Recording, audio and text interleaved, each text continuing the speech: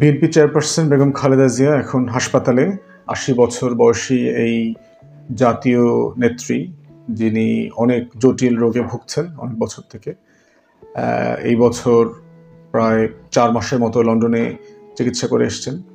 কিন্তু এখন সবাই তার ব্যাপারে উদ্বিগ্ন এবং সবাই তার জন্য দোয়া করছেন দলের পক্ষ থেকে, এবং জাতীয়ভাবে সবাই বেগম জিয়ার এই অসুস্থ মুহূর্ততে আল্লাহ রাব্বুল আলামিনের কাছে এই দোয়া করছেন যেন তিনি তাড়াতাড়ি দ্রুত সুস্থ হয়ে ওঠেন।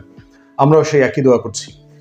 তো এই সময়টাতে আসলে বেগম খালেদা জিয়ার বিএনপিকে এই পর্যায়ে দল আকারে নিয়ে আসার যে জায়গাটা, সেটা স্মরণ করাটা, রাখাটা জরুরি আর কি।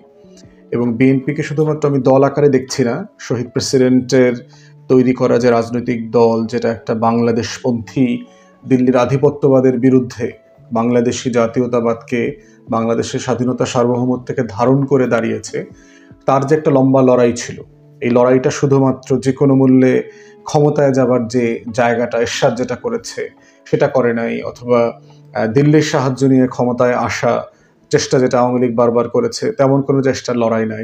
এটা ছিল সত্যিকার অর্থে বাংলাদেশকে একটা জাতীয়তাবাদী প্ল্যাটফর্মে, দেশপ্রেমের জায়গা থেকে এটাকে তুলে ধরা এবং এটাকে টিকিয়ে রাখা।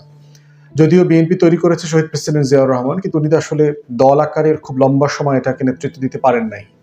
৮১ সালে ওনার শাহাদাতের পরে যে লম্বা গণতান্ত্রিক লড়াই, বাংলাদেশকে গণতন্ত্রের পথে ফিরায় নিয়ে আসা এবং বিএনপিকে দল আকারে বাঁচিয়ে রাখা, টিকিয়ে রাখা এবং এটাকে শক্তিশালী করা, এর যে একটা বিশাল লড়াই, এই লড়াইয়ের সবচেয়ে গুরুত্বপূর্ণ ব্যক্তি হচ্ছে বেগম খালেদা জিয়া।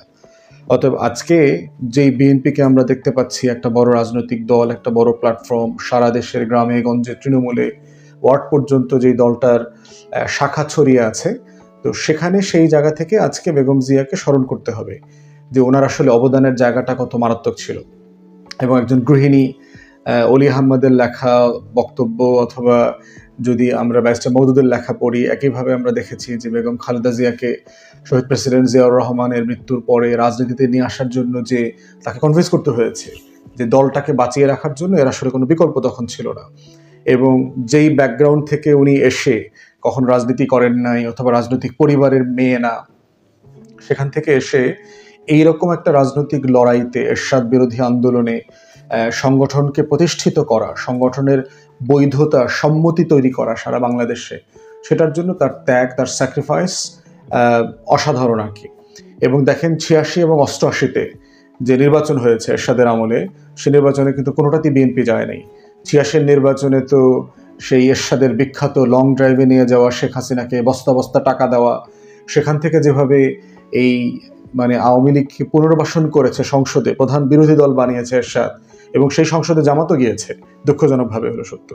তারা কিন্তু সেই সংসদে বিএনপি যায় নাই। ৮৮ যে নির্বাচন, সেখানেও বিএনপি যায় নাই। অতএব তার একটা কনসিস্টেন্ট জায়গা ছিল যে, এবং ওইটার ভিত্তিতেই কিন্তু বেগম জিয়াকে আপসহীন নেত্রী উপাধি দেওয়া হয়, যে তিনি এরশাদের সাথে কোনো কম্প্রোমাইজ করেন নাই গণতন্ত্রের প্রশ্নে, জাতীয় স্বার্থের প্রশ্নে। তো সেই লড়াইয়ের মধ্য দিয়ে হচ্ছে ৯১ নির্বাচনে আমরা দেখলাম যে বিএনপি বাংলাদেশের ইতিহাসের সবচেয়ে বড় রাজনৈতিক দল আকারে হাজির হয়, একক রাজনৈতিক দল। এরপরে তো প্রচুর জোটের নির্বাচন হয়েছে। অতএব সেই জায়গা থেকে বিএনপি দেশের সবচেয়ে বড় দল আকারে ৯১-তে জাতীয়ভাবে উপস্থাপিত হয়, যদিও সরকার গঠন করতে সাফিসিয়েন্ট সিট তারা তখন পায় নাই। এবং তখনকার সময়কার নির্বাচনী ক্যাম্পেইন এবং সাক্ষাৎকার, যেটা তখন বিবিসি বাংলার পরিচালক ছিলেন সিরাজুর রহমান সাহেব, উনি ওনার লেখাতে বারবার এটা বলেছেন, সাক্ষাৎকার নিয়েছেন। এবং বেগম জিয়া অথবা বিএনপি কেউই কিন্তু আপনার নির্বাচনের আগে, তফসিল ঘোষণার পরে কেউই ধারণা করেন নাই যে তারা বাংলাদেশের সবচেয়ে বড় দল হবে। এবং বিএনপি নেতারা আমাদেরকে অনেকবার বলেছে যে তারা নমিনেশন দেওয়ার মতো প্রার্থী খুঁজে পাচ্ছিল না। এবং ৯১ সালে বিএনপি যাদেরকে নমিনেশন দিয়েছে, তারা খুবই একটা হাস্যকর প্রার্থী ছিল, একটা বিশাল অংশ খুবই লো কোয়ালিটির, পলিটিক্যাল ইনএক্সপিরিয়েন্স, টাকা পয়সা নাই, এলাকায় রাজনীতি করবার ব্যাকগ্রাউন্ড নাই, রাস্তা থেকে ধরে এনে নমিনেশন দেওয়ার মতো অবস্থা।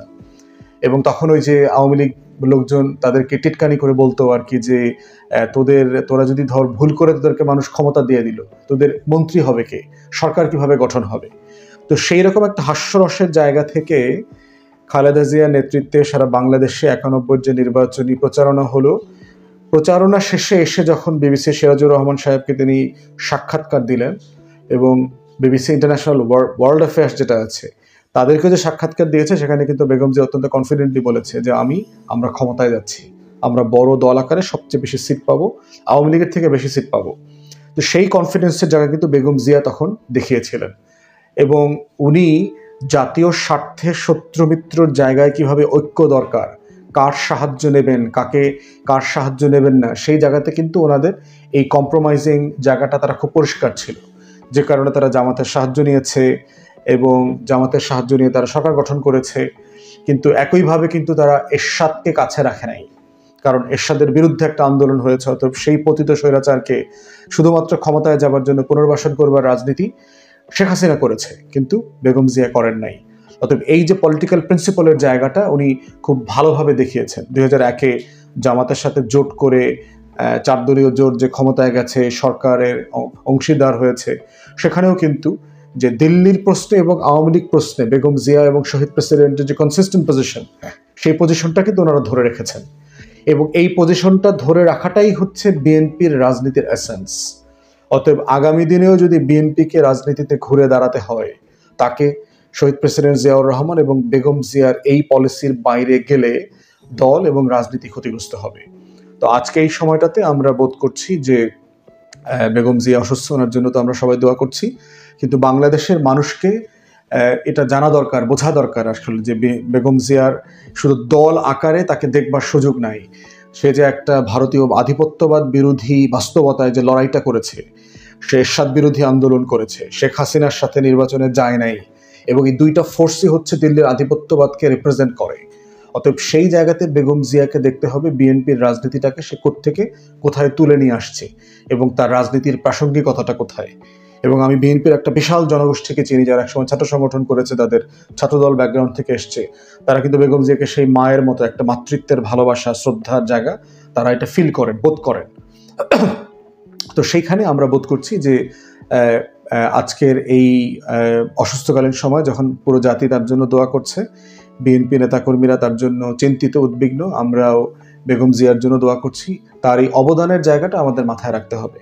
দুঃখজনক হলেও সত্য যে বিএনপির নেতাকর্মীরা সারা দেশে, বিএনপির যারা লিডার, মেইন শহীদ প্রেসিডেন্ট জিয়াউর রহমান এবং বেগম জিয়া, তাকে তারা ব্যানারে, ফেস্টুনে, ছোট ছোট ছবির ভিতরে বন্দি করে ফেলেছে।